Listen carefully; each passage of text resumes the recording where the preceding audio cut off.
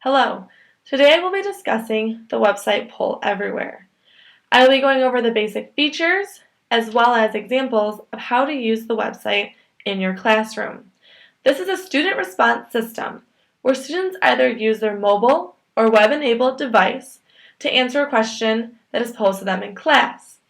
To get started, you can sign up for an account which gives you additional features. There are also options to pay for even more features. Or you can get started without an account without paying anything to create your first poll. Now, this poll you create can be answered to a maximum of 40 users. So to get started, I'm going to type the question I want to ask my students. What is your favorite color? I can then decide how I want them to respond. I can either leave it open-ended, where students can respond with anything they would like. They can type in their answer. Or I can make it multiple choice.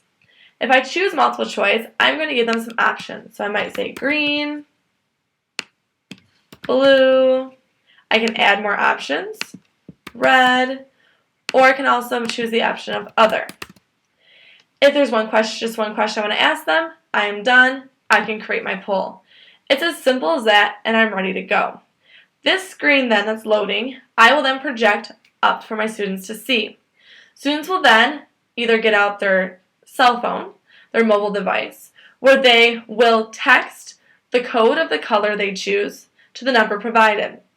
Or if they're going to use a web-enabled device, like an iPad or a laptop, they will go to pollev.com.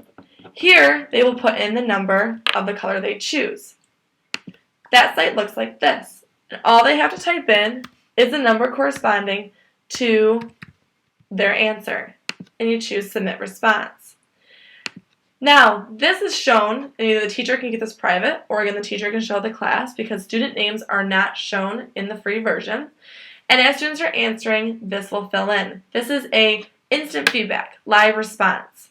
Now, also, the website only allows one device to vote each time. So that helps control from students voting multiple times to skew the results. Now this is great, so I have this information. When would I use this?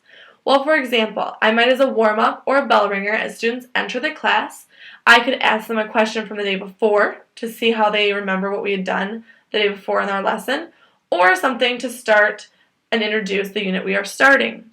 I could also use this as a quick exit survey at the end of the hour to see where everyone is at, or as voting. All this information could be used maybe to start a class discussion, or maybe to go back if I see that students don't have down the information that they need from the day before to do some reteaching, or they do and we can move on.